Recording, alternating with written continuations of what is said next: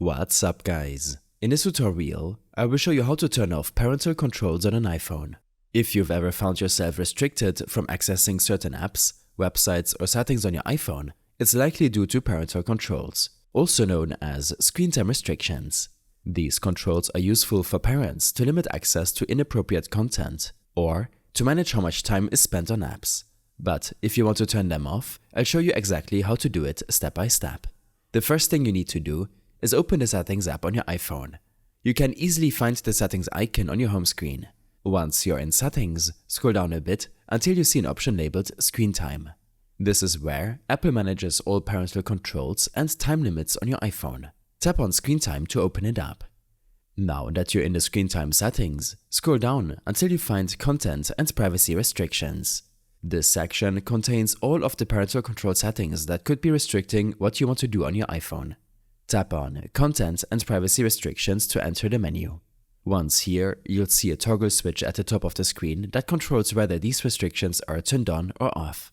If you want to completely turn off all parental controls, simply toggle this switch off. This will disable all restrictions on content, privacy settings, and other features on your iPhone. However, if screen time restrictions were set up with a passcode, you'll be prompted to enter that passcode now.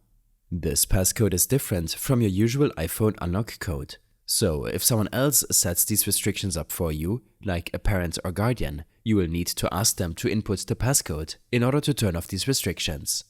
If you don't want to turn off all the restrictions, you can adjust specific settings instead.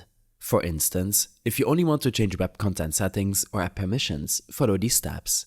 Tap on Store, Web, Siri, and Game Center content to see a list of different types of content controls. Here, you'll find categories like Allowed Store Content, Web Content, Siri, and Game Center.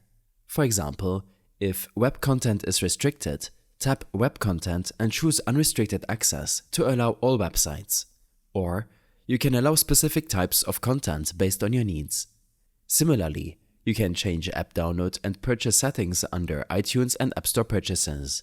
This gives you the flexibility to fine-tune your content restrictions without having to completely disable everything. Once you've either turned off all restrictions or customized them to your preferences, you can return to your home screen. At this point, all the limitations should be removed or modified according to the settings you've changed. You should now be able to access previously restricted apps, websites, and other features on your iPhone.